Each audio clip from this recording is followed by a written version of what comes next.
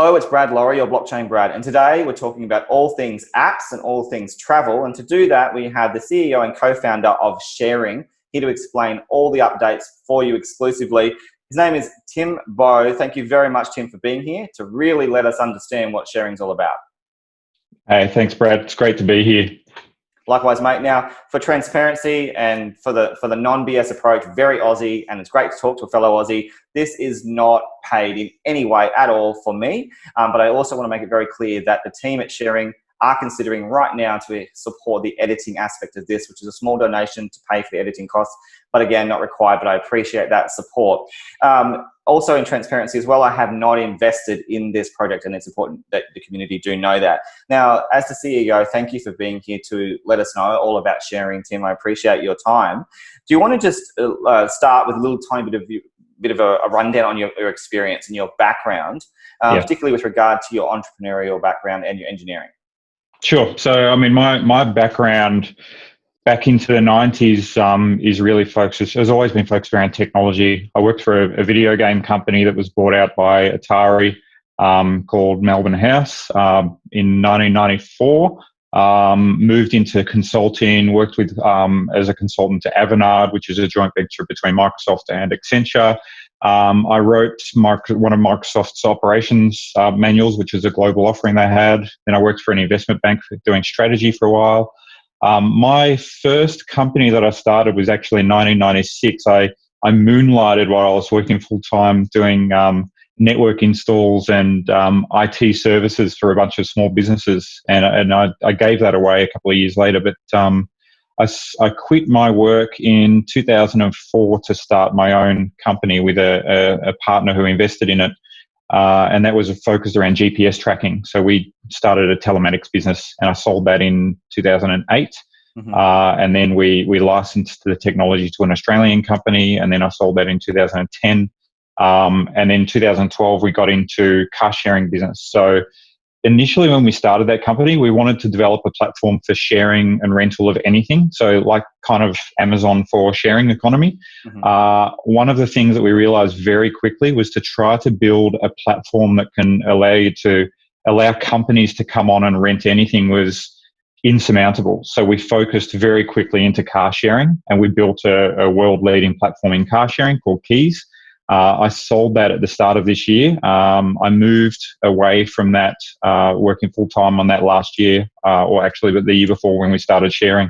And I guess the reason why we started ShareRing was really to help me achieve that dream that I had of being able to build a platform that allows you to share anything and do a lot more, because blockchain technology really allowed us to do that. Yes, and we're going to talk about that more in much more detail as we move across. And what's interesting, you say, ShareRing was part of that business background, and I thought the same as I was researching you, thinking that your agenda is very much geared around that shared economy or the sharing economy. Yeah. And I want to sort of unpack how that correlates with the blockchain through ShareRing. Sure. Now, once again, I want to touch very directly on the gateway aspect of the whole sharing concept.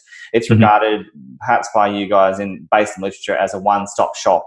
You're talking about statements like no more juggling, handling when it comes to things like passports, travel documents, bank cards, in the sense that it's all linked to one sort of service and facility and one app. So can you just tell us a bit more about the value add of it all being bound together? Yeah, so basically, to give you a bit of background information in terms of the platform that we've developed. So we've taken a very modular approach to the platform. So we've got effectively a blockchain platform that's got a bunch of modules that sit on top of it, that's developed on Tendermint.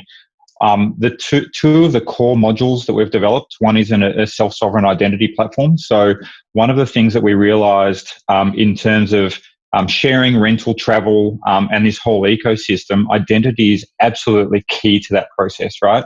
And a lot of gaps in companies such as Airbnb and other rental companies is when Airbnb owns and holds your identity, they're putting you at risk, right? So what we did is basically created a self-sovereign identity model where us as a company ShareRing, we don't hold your ID when you sign up for our platform. You still own and hold your ID, and any other information that goes in as part of your ID.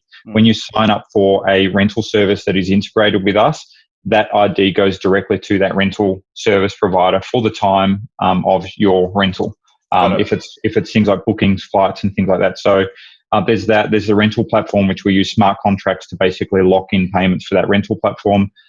As our payment system, which we basically use, we use a stable coin, but we don't actually offer that for sale anywhere. That's sort of sits in the background to allow us to do things like very quick and instant currency exchange at the actual currency value, because we hold currency in different fiat things, and the stable coin actually helps us do instant reconciliation of that. Yep. And so on. So yeah, I mean, there's a bunch of modules that basically help us facilitate that. And we're not saying one app's going to do that. What we're saying is we're releasing an app that allows you to sign up for one ID and do a bunch of functions that we will offer to consumers. But we have partner companies that are now building systems on top of our blockchain where they will offer it in their own sort of apps and stuff like that as well. Yeah, well, let's explore that, because I hadn't heard before in any interview you've done previously about the nature of your blockchain, as you said, because my understanding was you're utilizing Tendermint and certainly capitalizing on even other networks with the way in which different tokens are set up, like your own token, for example, as I understand, interconnects with other platforms in terms of how it's used. But let's talk about Tendermint. Let's talk about your choices there. Let's talk about the blockchain. Why utilize Tendermint, even especially when you've had problems with Tendermint, as you've discussed in the past. Yeah. Let's unpack this and get real about it. Yeah. So we did a bit of an exercise in 2018 around, do we build our own blockchain and spend ridiculous amounts of money and ridiculous amounts of time doing that, or do we look for one that we can build on top of? And Ethereum was the obvious choice. We looked at that. We said, well, if we want to get to the scale that we need to get in terms of number of rentals, number of transactions, and all of that, Ethereum's not going to cut it. And we knew their roadmap was to sort of increase scalability, transactions, lower the costs, move to proof of stake, all of that sort of stuff. But it wasn't in a timeline that we could trust. We looked at Waves, we looked at EOS, we looked at Neo. So we looked at all of them, and the one that really stood out for us at the time was Tendermint. And some of the reasons why were we didn't have to just build products on top of, like smart contracts on top of an existing platform that we had zero control over. What we could do was effectively take the open source Tendermint code, improve upon that, and build something that solves our problem without any additional overheads. So we could create a very efficient a result that is made for us, right? So we started building on Tendermint. We did realize very quickly that the stage that Tendermint was at that point in time was there's a lot of bugs that limited what we could do with it. So we spent more time than we expected that we would improving the platform. So we've made contributions to the open source code of Tendermint. Even now, we're still improving it. So there's an issue with it now where it mines empty blocks, which is completely unnecessary. So we've just done an update that actually stops mining empty blocks. We've moved from compiling Go to compiling into C-level DB to improve the efficiency of it. So there's a bunch of things that we do to improve it. So essentially, Tim, it's been a bit of a headache in the sense of trying to integrate. But what I really like, firstly, is the transparency about this. Secondly, is that with Tendermint, there is finality built into this. It is certainly business it's pro-business in many respects because of the way it's designed. And also on top of that, you're agnostic, I would imagine, your position. So whilst you decided on Tendermint now, there's potential, obviously, in the future to even look at POA, for example, proof of authorities, look at ecosystems like Polkadot, and even beyond. But what I'm hearing from you is you're really focused on that kind of consensus that melds well with your enterprise and entrepreneurial vision. Yeah, that's right. So we look at the outcome and the solution and the benefits that we can provide to our customers and our partners and our community, right? So the platform, we're not married to any platform. If something better comes along that allows us to migrate to, for us, that's fine. I mean, as long as we can still provide the minimum services that we're providing to our clients. So when we built, say, our self-sovereign identity model and all of the modules on top of that, they are that we built them in a way that allows us to pick it up and move it over to another foundation if we have to. Obviously, It requires a lot of work, but it's something that we always kept in mind. Right, and it's good that we're talking about this because as you become more known, for what you essentially are, which is that suite and that tooling and the services and products, many people won't know about Tendermint. They shouldn't, and they won't know about the underlying blockchain layer. True. But Absolutely. What is important that we talk about in this context as people listen is that you're certainly working and successfully and I guess reciprocally with these parties like Tendermint so that we know that the efficiencies or the inefficiencies are addressed as you continue to build. So let's go back a little bit and let's talk about, and we'll touch on blockchain more, but let's discuss a little bit more about you with regard to the products. I want to touch on that because the most important part we understand, I think, so far is that the app is a core focus, but it's not just a one app, one-stop shop. It's really a whole suite. So I really want to try and expand on this with you and understand exactly what SHARERing stands for. Yeah, sure. So basically what we've done is on top of the blockchain, and you're 100% right. We don't go out there saying we're doing this on Tendermint or we're a blockchain company or crypto or any of that sort of stuff. We focus very, very much on the solutions that we provide to our clients, right? And our partners and all of that sort of stuff. So what we've done is we've built a layer which is an API layer. If you're talking to traditional companies, traditional developers and all of that, they understand APIs, right? They understand how to integrate with those. So we wanted to make a very easy on-ramp for our partners to integrate with our platform. So we've got a few examples in the travel sector. We've got companies that are now building on top of our API to add things like activities, to add ferry bookings, to add luggage services and things like that. They're not learning about blockchain. What they know is we've got an API, we've got an ability to pass them identity information, and we've got transaction fees, and those transaction fees are done in fiat, right? So in whatever their currency are. And Tim, just to jump in there, surely that's a good thing for you in terms of revenue, because if you're able to provide, capitalize on the value add of blockchain in your own system, and then talking through in the context of APIs with other partners, other clients, and even other business parties in the future, surely that's a value add for you because you've once again taken the time to build out your own ecosystem utilizing the blockchain underneath. Yeah, so what we do is basically most of the revenue comes through as transaction fees, and all those transaction fees are fed through as share token.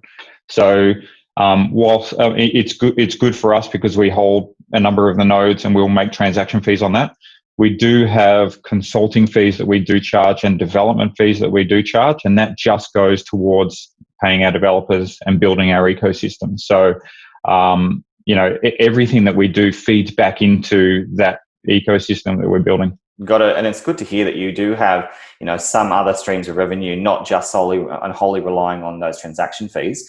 Even if it's a small amount, to have that roll back into the ecosystem, build it further, and arguably make the team bigger as you grow. So let's pull it back a bit. Let's talk about the sort of the fundamentals once again. So you're a business. I wanted to clarify, because we hear a lot about decentralization and DeFi, as you know, but you're fundamentally a company, isn't that right? Yeah, we are. We've got shareholders. We're a company. We've got investors, and then we also have token holders. So what we do is we sit on the fence where we have to basically think about both our shareholders and our token holders with every decision that we make in the business and everywhere we sort of develop new products and grow and bring clients on. Got it. So, obviously, you being Aussie, is there any consideration for being listed?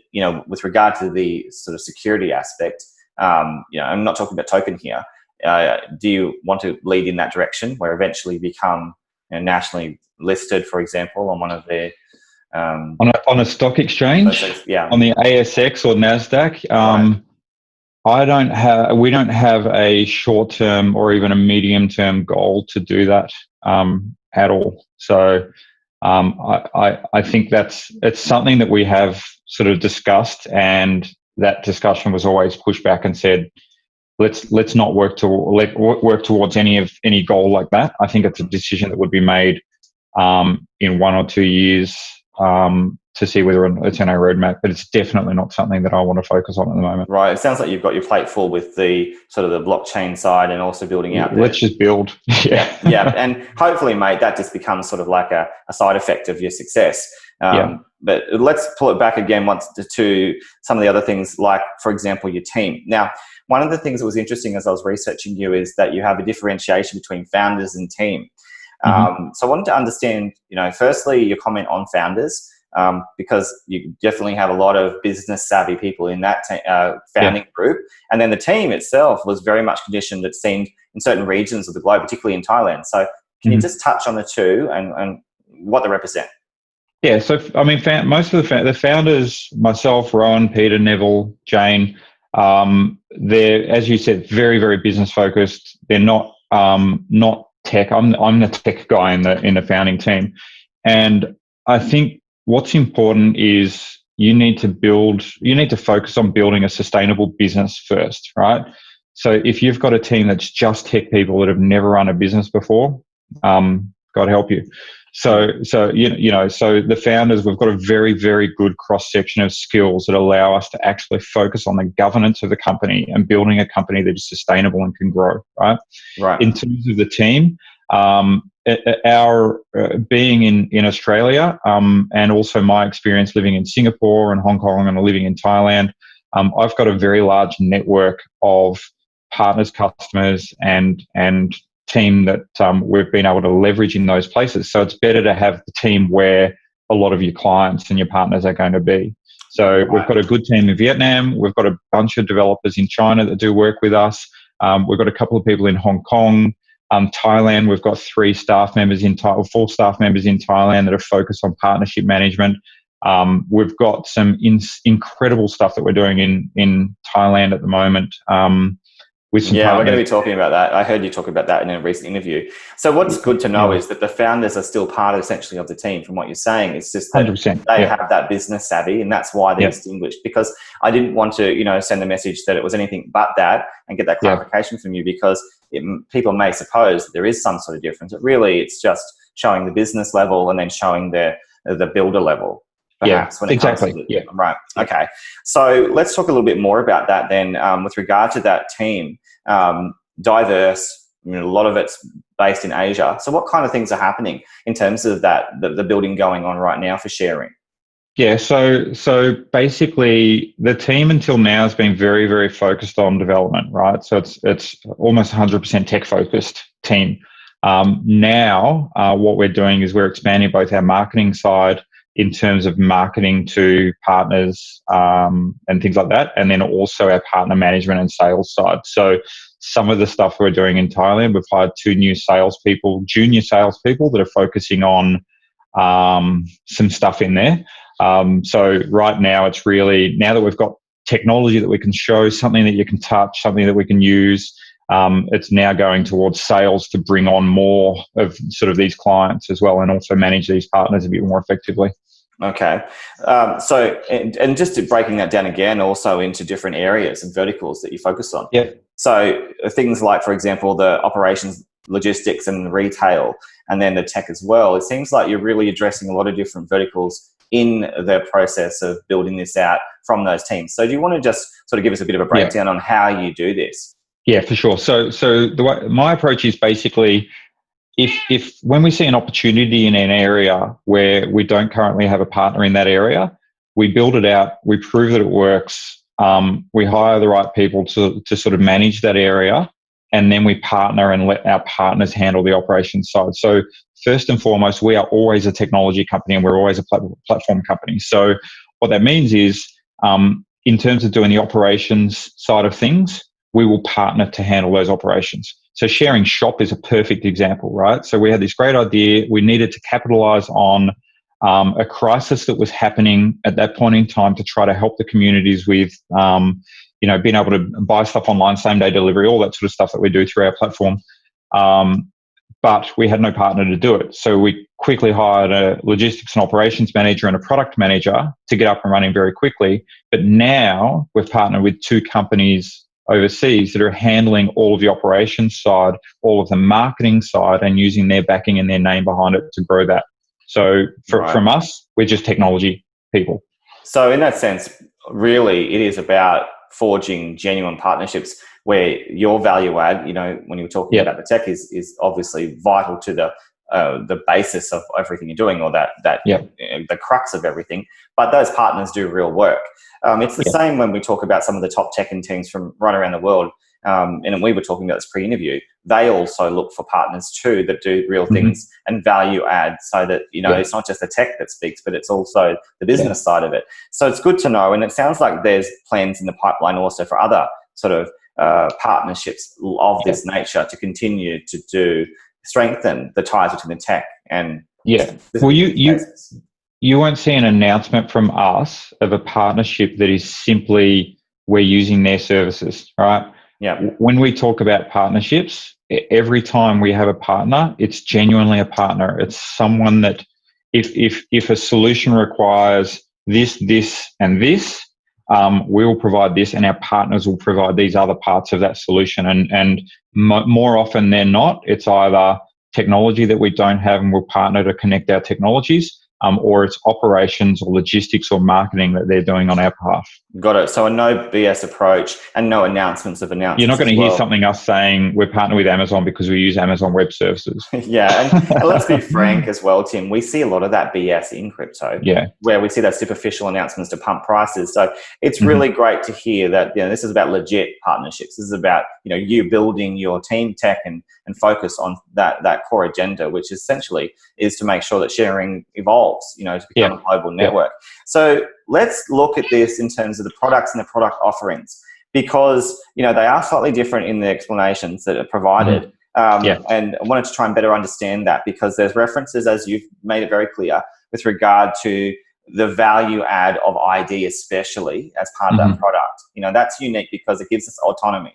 It changes the game. But then there's also discussions about the product offerings, which is slightly different. So do you want to just touch on that and explain the difference? So product offerings, I mean, what we do is we've got the underpinning technology of ID and all that sort of stuff, like you just mentioned. So when we create a product offering, our whole long-term plan in terms of that product offering is we won't run that product offering forever, right? It'll either get a life of its own, or it will be a partner that takes on that product offering and has it as their offering. So travel is a perfect example. So what we expect in the long term from travel is we're not going to be having a support center dealing with consumers buying travel and flight tickets and all of that sort of stuff. That's not our business, right? What we're basically offering is for existing travel providers to take on that platform and take on the services that we've created and make it their own, and we'll provide the technology for that. So we spin out these product offerings as examples of what you can do with the platform. There's my cat. Of examples of what you can do with the platform, and then let it have their life of their own. And I think that's the exciting part for me when I was researching, is that people perhaps have this misperception or misconception that you're all travel. But when you look at it deeply, it's actually that core layer, that core structure of the sovereign ID, those things that could potentially broaden into or be utilized in different verticals, not just those that are obviously logically connected, like we see now. So I just want We're about to release very, very soon to release a new website that explains that more effectively. So it explains the different modules that are available. It talks about our API, which we're releasing the API documentation next week as well.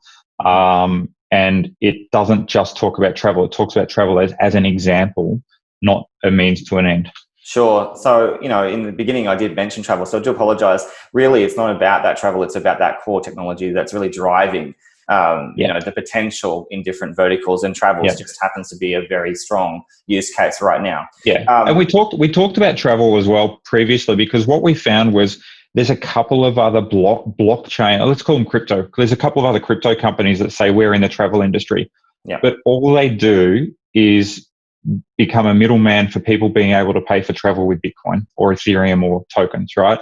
They don't provide any value add to the travel industry in terms of making it easier for consumers to travel.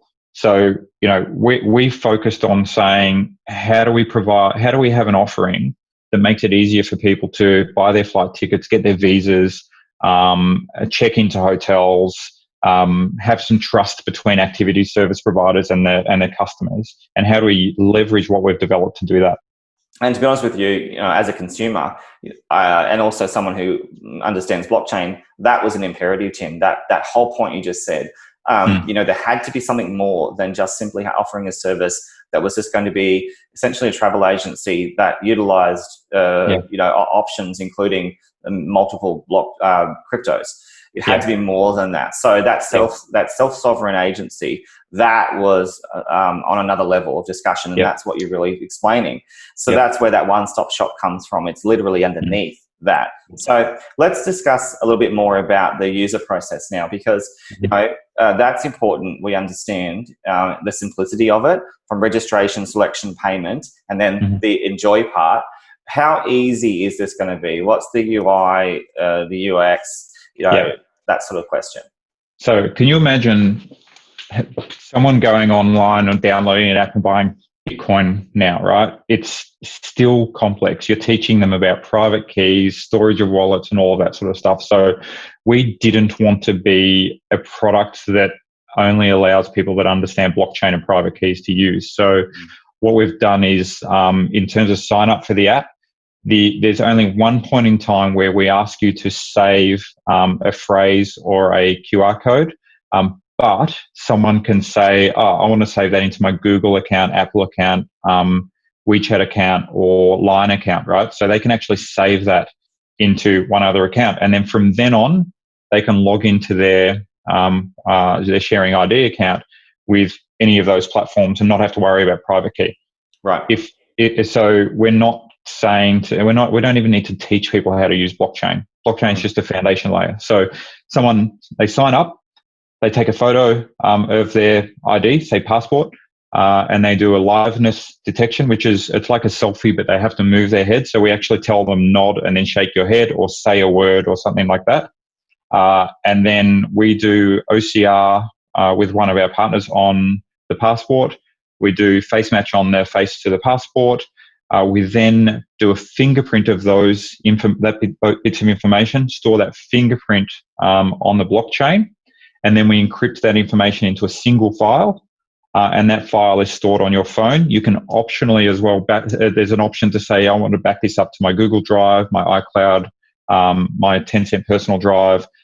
So there's an option for that, and then they're ready to go. So that means any service that they use, either through our app, or even with another app that supports sharing ID. So let's say there's another app from a random car sharing company, and it says, do you have a One ID? Or do you have a sharing ID? They say yes, and you can say, download it from my Google Drive. And instantly they've got their ID that's available within that app. So it makes it completely portable across different platforms and different apps as well. Yes, and once again, that's the value proposition that you really do offer. Now, you see other blockchain startups doing something similar in terms of the ID focus. I mean, we actually quite a few big platforms. For example, I remember talking about Ontology some years ago. They were really experimenting with ID in their vast platform then. So the big question I did want to ask you is, how do you get people to care about sovereignty in the sense of ID?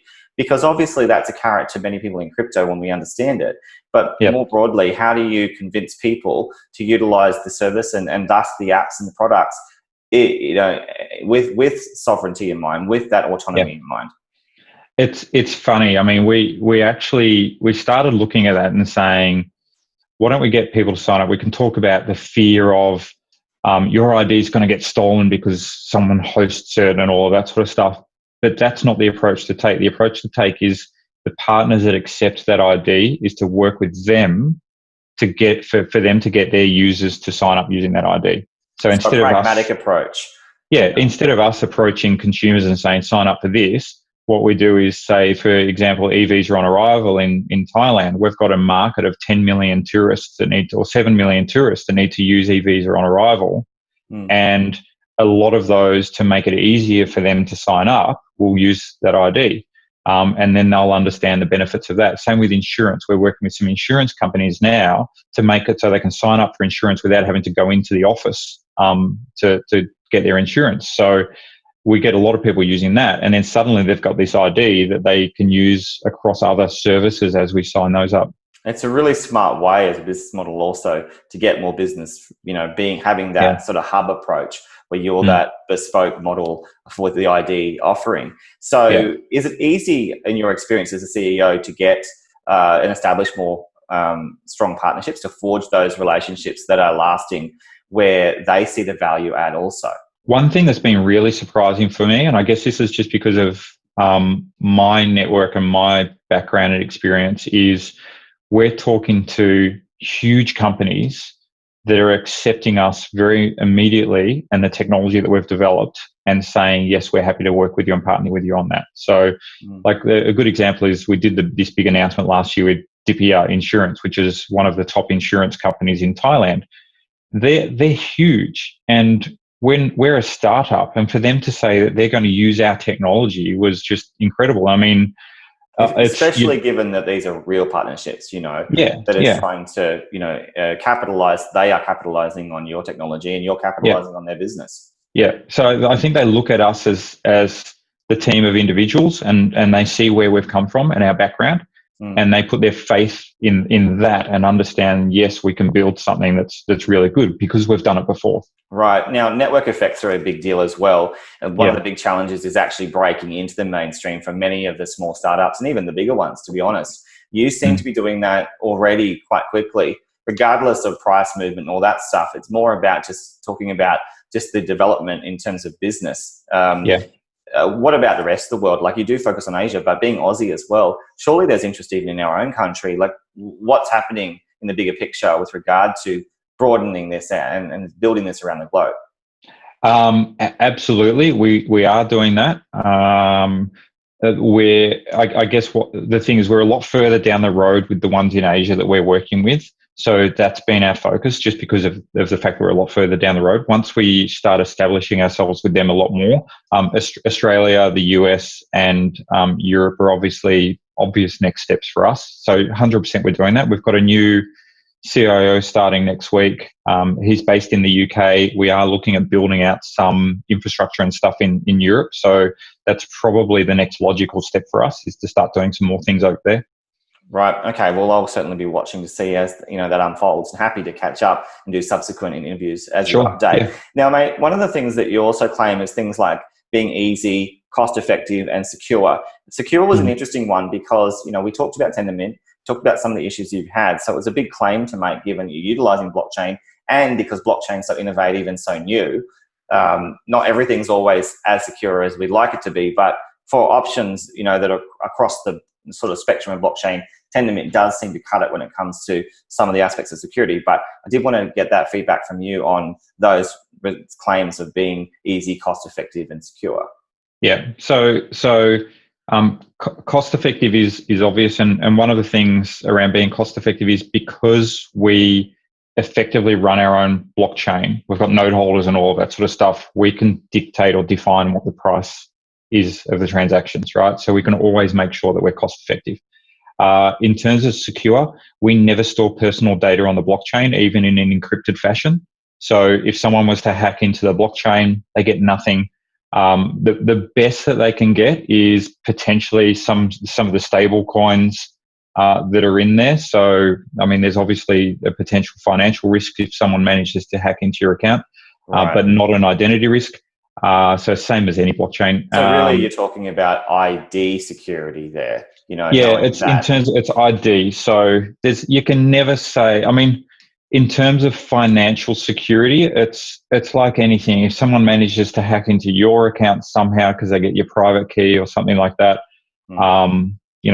that's what happens, right? Gotcha. And even with blockchain, as you know, I mean, the systems that are built now, they're still developing themselves, even Tendermint. Yeah. So that's a process that's ongoing. So it is really clear what you mean by the security aspect. Yeah. And we do that with our eyes wide open. We understand any shortfalls, any potential shortfalls, and we make sure that our system is in a position where those sorts of things never bring us down to our knees. Right.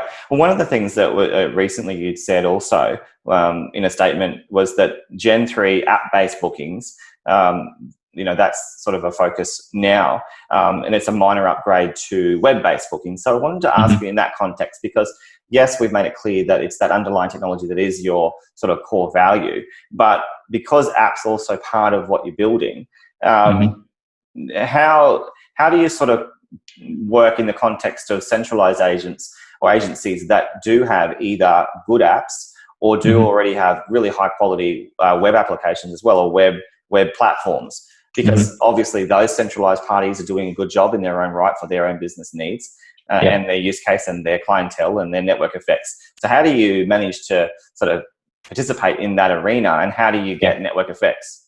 Yeah. So what we know is you've got a lot of companies that have got a lot of really awesome websites, and travel is a really good example. They've got great websites, but the back end and the management of those systems is still stuck in the 90s, right?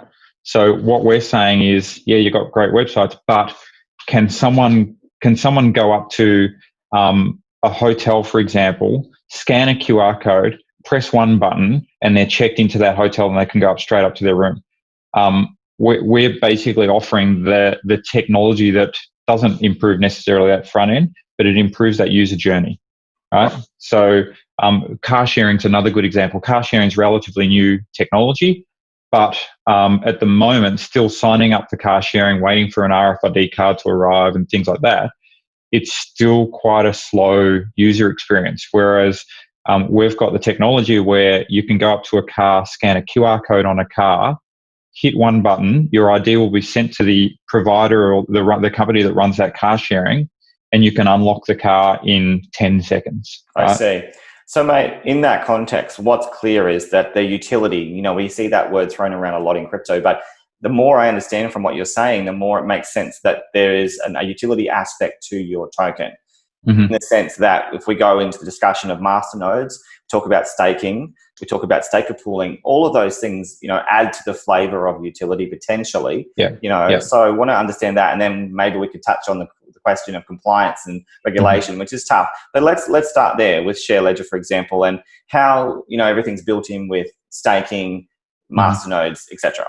Yeah. Okay. So I guess you look at this approach. We currently pay Amazon Web Services thousands of dollars a month to host our infrastructure for the middleware layer and the API and all of that sort of stuff, right? So in terms of when you look at ShareLedger, instead of paying a single company like Amazon, we have a bunch of node holders that get paid to host that infrastructure. So it's exactly the same approach. So the way that they get paid is based on the volume of transactions that go through that network. Okay. So if someone scans an ID, if someone signs up, if someone checks an ID, if someone does a payment, so any transactions that happen on the platform, there's a transaction fee that's associated with that. We charge that fee through the API in a fiat manner, so it's between 2 and 5 cents per transaction. Then we take that fiat, we buy at random times on the equivalent share token on the exchange, and then that gets fed out through ShareLedger to the masternode holders. Right. They can then take those transactions and stake more, or they can sell them on exchange. They can do whatever they want with them. That's how they make their money. Right, and exactly the question I was going to ask is that they clearly do make money as masternode, actors to secure the network. Now, one of the things I wanted to ask is in that context, how many masternodes are there? Is it finite? And also, do you regard that as somewhat of a centralized model in that, yes, you're utilizing and capitalizing on the blockchain, but just like we see with the likes of Chainlink, for example, they are a well-known network. They have they're regarded as a decentralized network, but they have a sort of closed number of nodes as well.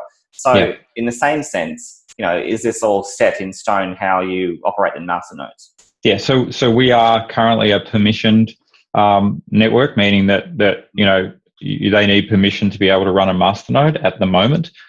We do have 50% of the current masternodes that are running. So there's currently 55, I think, in total allocation, including our 50%. We will reduce the number of masternodes we hold and allow the community to hold more. In terms of becoming permissionless in the future, that's going to be a result of the number of transactions that we have and the benefits of scaling the network out for potentially unlimited number of node holders. At the moment, in terms of performance, there's actually no benefit to scale beyond about 100 nodes on the system. I see, because obviously it's operational at that you know, at the moment. Now, one of the things that people in crypto love is to hear more of that permissionless sort of interaction. You know, when we're talking about even technologically, we know from the likes, for example, of Ethereum leading out that narrative with DeFi. So, you know, what are your thoughts on that when, you know, you have responses saying, look, you're mostly permissioned, you know, you're based on business. How are you really DeFi? You know, how are you catering for the needs of the crypto space? Yeah, I mean, at the moment, so first and foremost, we're a business, and the node holders benefit from that, and the token holders benefit from that as well.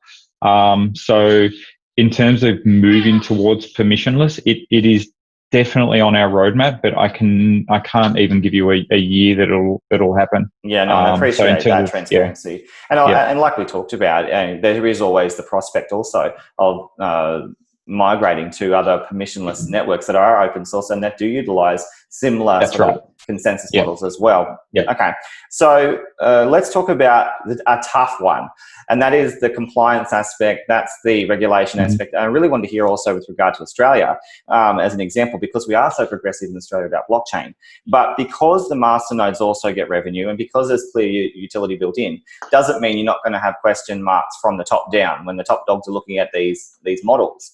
So has it been difficult to get any sort of eye on an assessment from the top with regard to the utility model of this? Because it is new, you know. So we had lawyers review it when we first sort of started and wrote the white paper and all of that sort of stuff, and we looked at you know, in terms of utility versus security and the models and all of that, and you know, it was clearly a utility token, but even now it's a moving target to make sure that, you know, we don't advertise our tokens as the price is going to go up, or we're going to go on these exchanges, or all of that sort of stuff. So we are very, very much focused on the utility of the token, even from a business sense. I mean, for us, the utility of the token is the most important thing, because we need to keep these masternodes up and running to be able to provide a service to our users, right? So that's first and foremost what our 100% focus is. The fact that the tokens have, you know, the more that are staked means that that there's less tokens available on the market and all of that sort of stuff. And more security as well. There's good velocity of it because we push the tokens through the exchange because we need to convert the fiat to share token. And on and on. So there's a lot of reason why it makes sense to run it the way that we're running. Yeah, and what is interesting also is we're talking about being progressive in Australia, and many of the countries that you're working with are the same. It's always been interesting, you know, my experience watching Asia sort of blossom in the blockchain arena and in crypto as well. It's because there is they're more relaxed in many of those regions to allow that to happen. Thailand is a very good example. So at the moment, Thailand has something called the NDID, which is like a national identity service that runs on Tendermint, which is really cool. So at the moment we're integrating with NDID to create an on-ramp, because they don't have the apps or things like that. They basically got a passage of sending an ID to the banks, and the banks need to make their own way of actually recording the ID. So we're basically talking about how we can connect them up and reviewing their code at the moment. But that's one example. I mean, that's extremely progressive in terms of adopting blockchain. Right. And Tim, not to FOMO, but you know, what I'm hearing from you is a lot more than you're saying. When you're able to connect with the likes of a whole country with regard to they not having certain aspects of it that you can offer, that would suggest to me that all the way to government, all the way to, you know, major corporate enterprise as well, there's potential for you to engage at those levels, and in many countries as well. Yeah, absolutely, 100%. I mean, it's not. I use Thailand as a good example, and it's just because we're very much progressed there. But you know, it's once we sort of start releasing the products into that market, we'll continue the discussions with some of the other companies and countries that we're talking to already. Got it. Okay, so good things coming for each of those regions. Now, with the tech, I noticed in some of your other discussions, version 1 for ShareLedger has happened, but there's always iterations to come. Version 2, version 3, so on and so on. So, what's the plan? Ahead with regard to updates, improvements, tweaking the tech. Yeah, so we had version 1 released in March. We released version 1.01 early last week, where we actually rewrote probably about 30% of the code, and we rewrote the staking module, we rewrote the banking module, we rewrote the exchange module.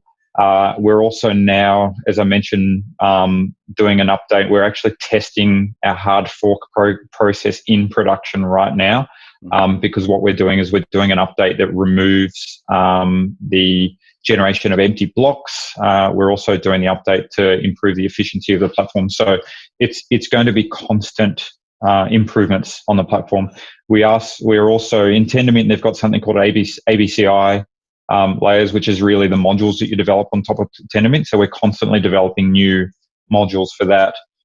We will open source that to allow other people to write their own modules, but we will still have a test and auditing process instead of them just dumping it on the platform. So we still will have an element of control over it. Got it. So, and again, we hear about DeFi, as a common theme and narrative, but really it's on that spectrum, and you certainly do have aspects of control and admin control so that you can manage this. Now, as this builds out, clearly there's a lot of sort of buzz about you right now. What are your thoughts on that in the sense of speculation as opposed to, the building aspect of this? Does it frustrate you sometimes that speculation is such a, rife issue? What's really funny is it's not my focus. So I'm 70% focused on building, 30% focused on partnerships and sales. And what's coming out of that is our marketing team and some other parts of our company are focusing really on how we build the community and exactly how we sort of generate some of that. I hate the word hype, but how we generate some hype, because we need a bigger community to get more people to talk about us, to get more people to use our products, to get more partners to notice us, and so on. And the challenge is also when you talk about building communities, you're talking about building communities who are also trying to advocate for use, and application. So that's another challenge as well, because there's also the groups, and we'll talk about this a little bit later, who tend to, focus on more the speculative arm of crypto. So one of the things I wanted to pull back on is pull back into is marketing. Now, you clearly have a plan built in, but can you just give us a bit of an indicator on how do you approach, once again, that means of getting more usership? What kinds of things are you looking at doing internally to make sure that use-driven approaches for marketing do happen? Yeah. So we don't have a big marketing team, and I don't provide a huge marketing budget. What we do is we're leveraging the PR and the marketing of our partners, because all of our partners are bigger than us, right? So we're leveraging their PR, their marketing to push out the information. So the problem with doing that is we don't own the dialogue, and we don't own the timeline as to when they release their announcements, right? The benefits of doing that is you get the right people that are looking at it and listening to it and seeing it, because generally they're not going to market to Cointelegraph and CoinDesk and those ones. They're going to market to traditional media and traditional press, which brings more partners in and more customers that are interested in using our platform. That's really interesting you say that, because, when we're talking about CoinDesk, Cointelegraph, or many of the crypto media, many of them, that involves paid articles as well, or, the likes of that. So, and in different audiences as well, as we talked about, the majority are speculative in one side and one is very much user driven. So it's great to see that you have one down pat. You don't have control of that, but then there's also parties like me and many others will come that will, by sheer, organic interest, will start to educate more. So you're getting the best of both worlds there.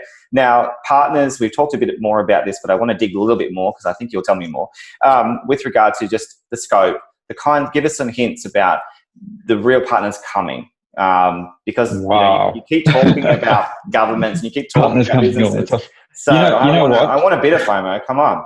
I've got these things called non-disclosure agreements. With, what are they? Yeah, exactly. So this is just between you and me, right? Right. This is not going to go anywhere. So there's five companies that we're working with at the moment that are a lot bigger than us. One of them's in operations and logistics, another one's in retail, another one's government, another one's platform companies, I guess the best way I can say it. So we're working very, very closely with all of those on releasing products. Okay. One of the products that we are releasing, we're aiming to have that released around August. So there'll definitely be more information either in August or before then. And that's a joint venture that we're entering into between three companies. So that's something that's going to be potentially huge. The other one is focused very much on our e-visa on arrival, but also the COVID passport stuff for travellers going into certain countries.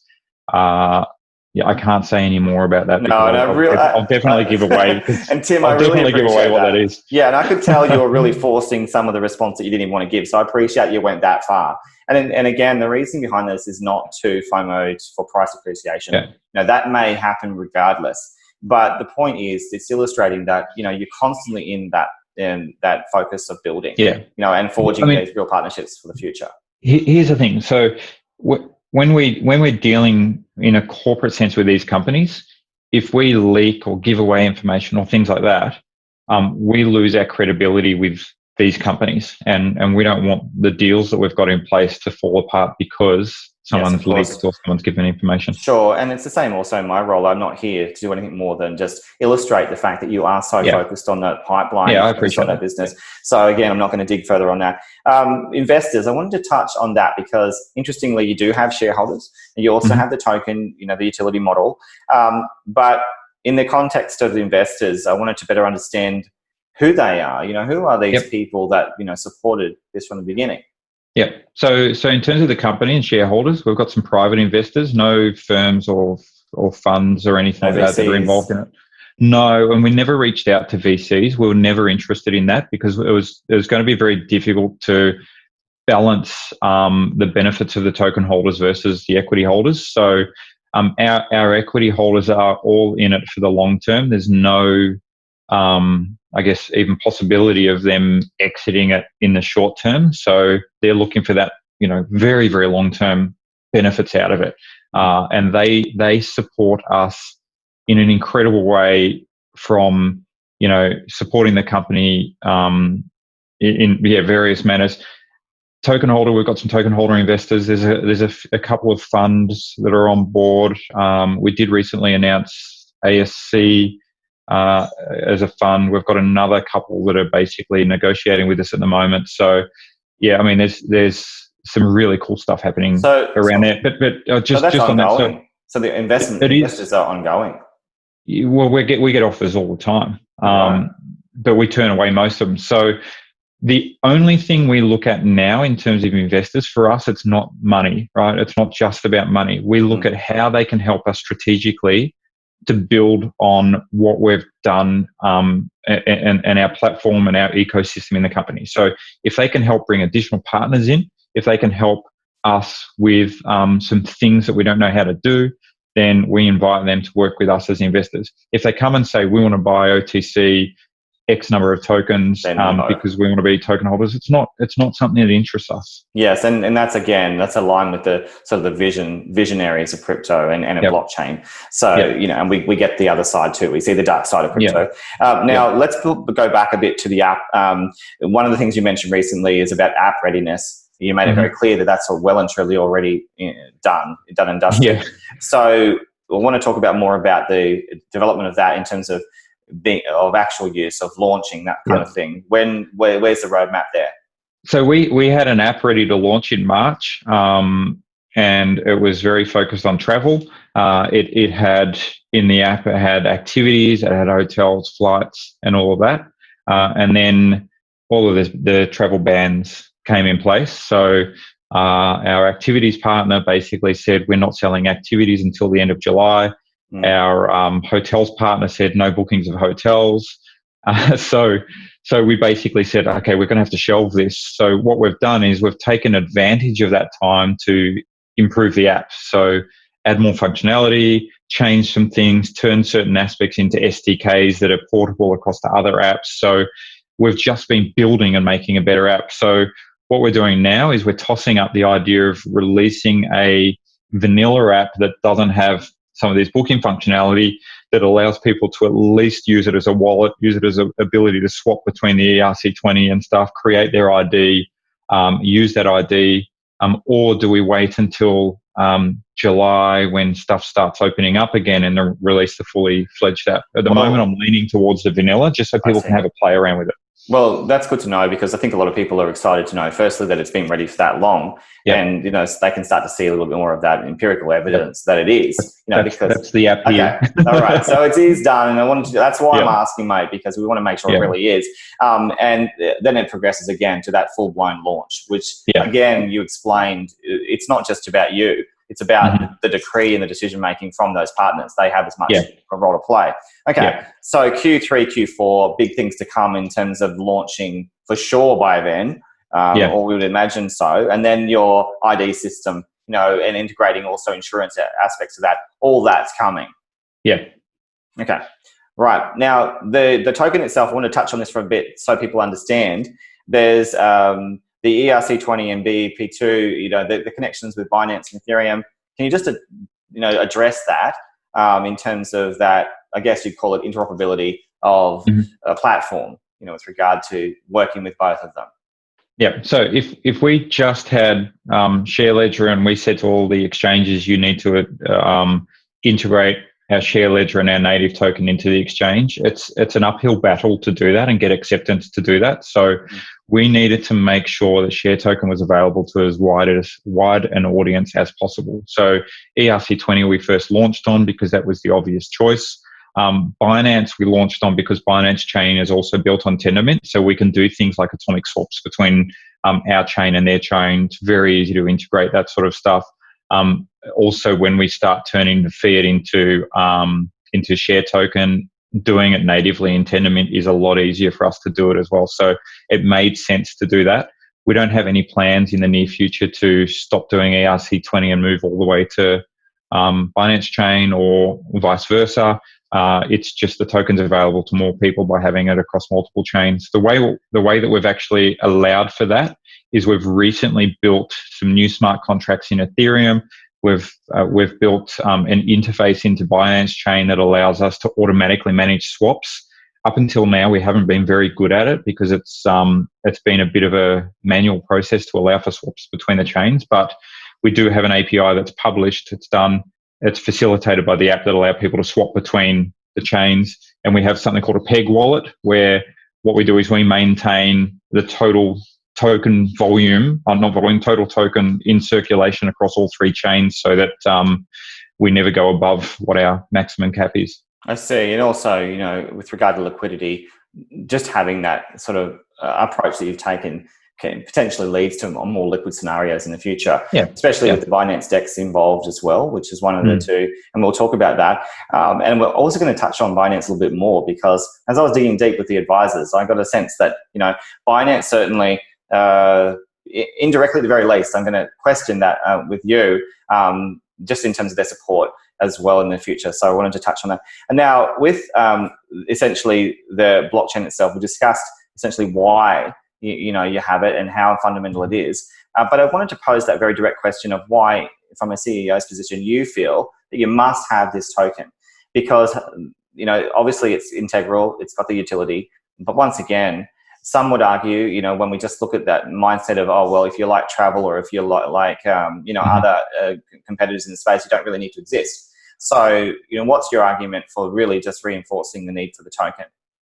The token keeps our platform alive. If we didn't have tokens, the blockchain couldn't stay alive, right? Because of the transaction value and the utility of that token basically allows the node holders to keep our nodes up and running, which creates the blocks, which allows the transactions to happen, which allows our platform to exist. Yeah. So it's not just for payments. Oh no, not at all. Okay. Now, with regard to, I guess, the implementation of this as well, are you concerned about the prospect of any other problems that may come up in terms of, yes, it's the blockchain is always something that's very innovative and always very plastic in the sense that there's problems sometimes that come up. Do you ever get concerned that whether you've got the right team to deal with that, or because it's something that's going to be continual, I would imagine. Yep. So the two things that keep me awake at night are scale. So our team is never big enough, and we're growing the team constantly to meet all of the demands of the companies and the partners that we're working with, right? So we get more companies approach us than we can actually handle at the moment. So we need to pick and choose the ones that we need to work with, but also scale of the platform itself. So what's going to happen when we have 100,000 transactions a day, 1 million transactions? So what's going to happen as we sort of scale up? We do as much testing as we can to make sure that we can allow for it. But we need to always stay ahead of the game, because the worst thing that can happen is things grind to a halt and we don't know how to get out of it. So that's something we're always thinking about. The other one is the security of the data itself. So I'm not talking about identity data. We're not worried about that, but I'm talking about the data in the blockchain itself. So, what happens if there's a critical error that we introduce into it one day that breaks the ledger? Right. So, there's stuff we're always thinking about, and they're the things that keep me awake at night. Yeah, and understandably, I mean, it's not an easy job being a CEO, especially when some of these things are even beyond your control. As you know, Tendermint have their own team. So the other thing I want to ask you about is pump and dumps. Now, obviously they exist in crypto. I had a little bit of a look at the price movement of late in the last month, especially for your token, has been substantial. So I'm not trying to suggest that there's any pump and dump of your token, but I wanted to talk to you more generally about the existence of pump and dumps. When things move fast, I worry. That sometimes things happen in the space, whether there's shield groups going on, we don't really know.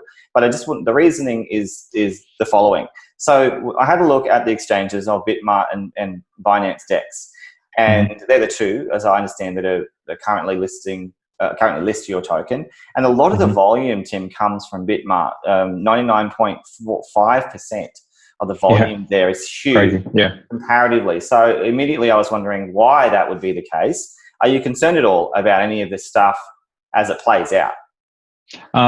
So if you look at the tokens in Binance DEX, there's not a huge amount of volume of trading that goes on in Binance DEX. And I think it's as simple as that. They're very different audiences that use those platforms. So also the total number that is in circulation in Binance DEX is far, far lower than in Bitmart. So, I can understand why it's a lot higher in Bitmart, but the fact that it's a factor of 10 higher in Bitmart is quite astounding.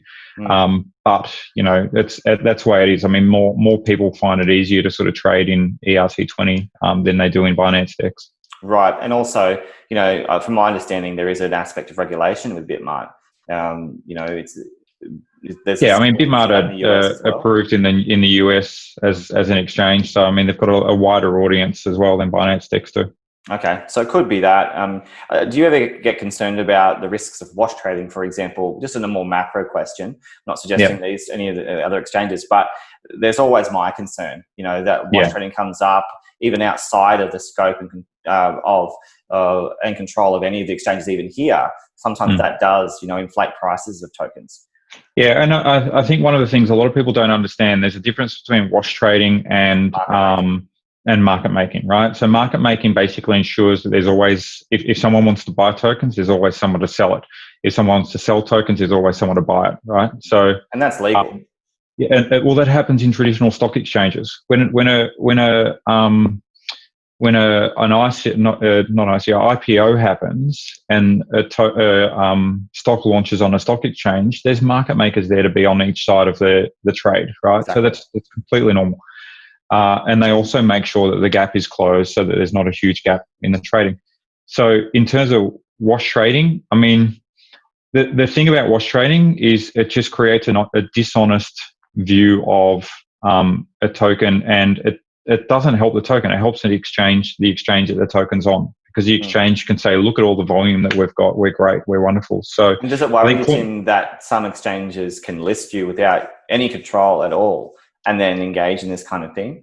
Yeah, it's one of the reasons why CoinMarketCap have put in a lot of checks and balances around ensuring that wash trading doesn't happen. And you can see in their review, it's like they say there's a 91% certainty that this is genuine. These are genuine transactions, and so on. So I like the fact that there's a focus on making sure that doesn't happen. But to be honest with you, as I've told you sort of privately, I don't trade in crypto. I haven't bought or sold tokens for 2 years, so it's not something that I pay a huge amount of attention to. Sure, and I really appreciate all those responses, and I'm sure you'd appreciate my job is to make sure we look into this and ask the hard stuff, and you're answering it, so I really appreciate that. One of the harder questions as well is about influencer promotion as opposed to educational content.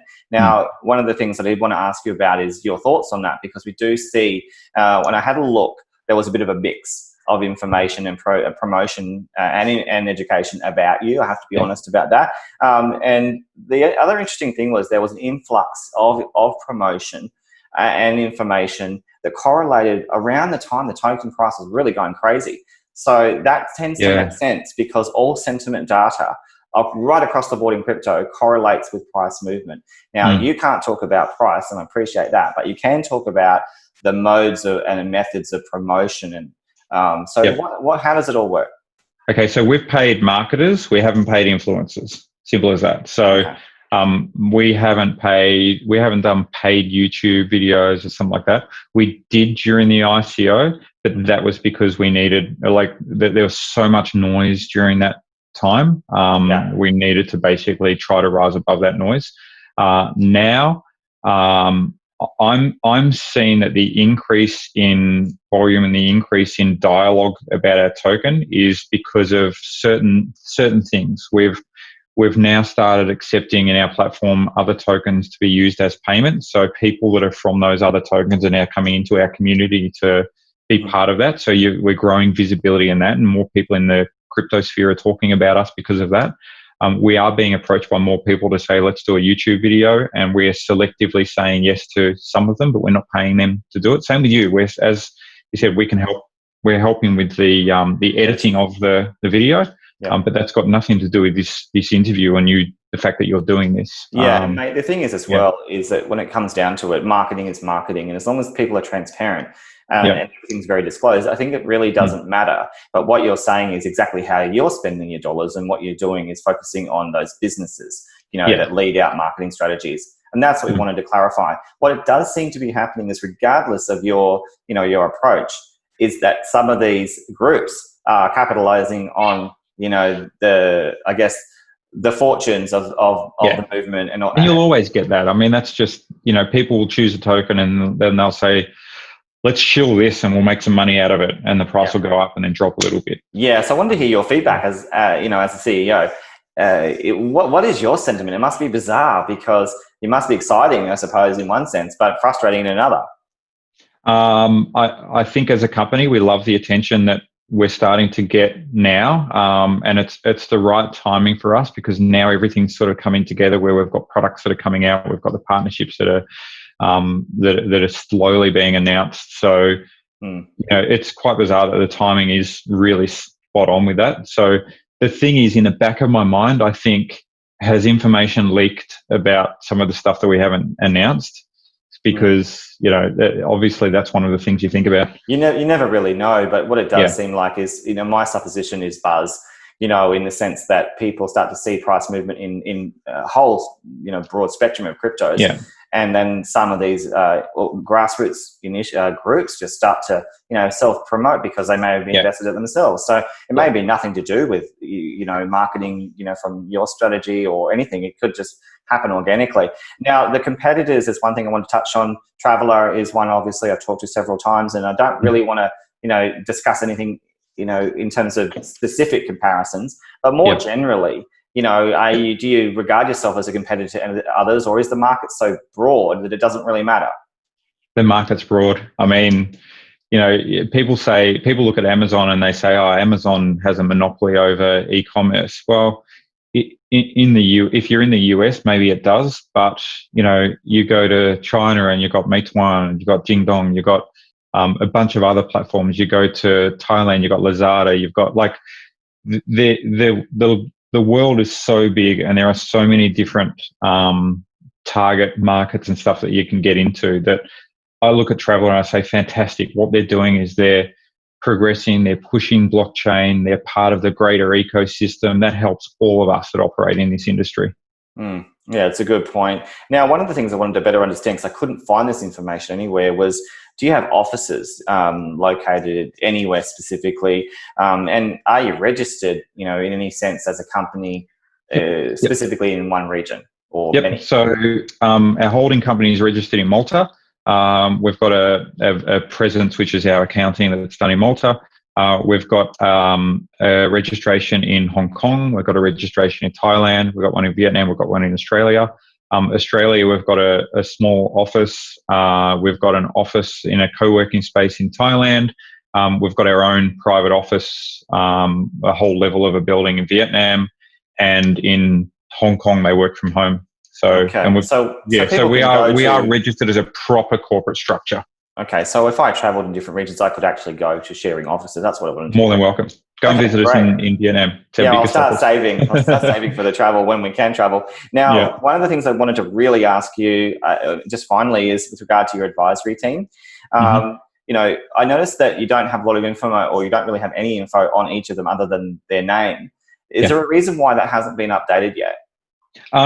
We use advisors based on where we are in the journey of our business. So right now we're working very, very closely with Chelsea Rustrom and Faris as part of Instigation Protocol. They're working with a very specific project for us. So we're leveraging their skills at the moment. A lot of the other advisors that we were using were very much during the ICO, when we were writing our white paper, when we were developing the project and all of that. So because I lean on them when we need to. And mate, that was a leading question, I had to tell you, because I wanted to hear your response to see what would come, and it was the right answer based on what I found. So some of the advisors I looked into, and it was very clear that many of them were utilised during the initial ICO. And like Richard Castelline, he's great in terms of PR and media and all of that sort of stuff. But it's not. We send updates to him in terms of where we're going with the business and press releases and all of that sort of stuff, but he's not an active advisor. And I really appreciate this transparency. So I looked into Chris Ems, for example. I looked into Anna Melton, and I looked into Jonathan Galea. Now, what was interesting, and the reason I referenced Binance before was because of Malta. I wondered, because of the history of Binance and also the Binance DEX, I was like, okay, clearly a lot of your advisors are all based around there, but what you're saying is that you do have registration in Malta. But just to be frank, have you had conversations with Binance? I mean, is there, more, am I reading too much into this? So we know some of the Binance team. We give them updates. I know Helen from the Binance charity as well. So we talk to them. We talk to them. I wouldn't read much more into that and sort of say we're going to get a listing or something like that. I'm not trying to suggest that. But, I just wanted to make sure I wasn't on the wrong track. So we're all part of the same community. I guess that's the best way to put it. Yep. Yeah, well, the fact you're on the Binance DEX indicates that. And, it's just one of many other exchanges anyway. Your value is not what exchange you're on, and never will be. So, mate, just finally, on behalf of all of us, thank you so much for letting me do this educational update, this interview. Is there anything you'd like to add just finally to really just sort of encapsulate the value of ShareRing, and anything perhaps I've missed? No, I mean, I think you've captured everything really well. I mean, I think the idea that we are first and foremost a technology company, not a company that's just going to focus on creating consumer products. That's important. We're developing a platform and an ecosystem that can be used by other partners and companies and things like that. So, yeah, I mean, we're having a huge amount of fun doing it too. Yeah, well, mate, that's the most important part, is you're enjoying the process. Now, if you'd like to know more about ShareRing, I will put links in the below for social media. It sort of means to contact the team or to learn more about it. There's certainly articles that I'll link you as well through Mediums. But, mate, on behalf of us all, thank you for allowing us. Thank you for taking the time as the CEO of ShareRing. I wish you all the very best as you continue to build. It's great to hear that there is real technology and there's real interest in building out real business. That's what we want to see on the blockchain. We want to see real context. We want to see utility actually live up to its name. And it sounds like, mate, that's exactly where you're headed. Yeah, thanks, Brad. And I really appreciate the in-depth questions as well. These are the interviews that I enjoy doing. No worries, mate, and take care. And we'll catch up hopefully in the next couple of months to find out more about what ShareRing's doing and get some updates. Thanks very much. Thanks, mate.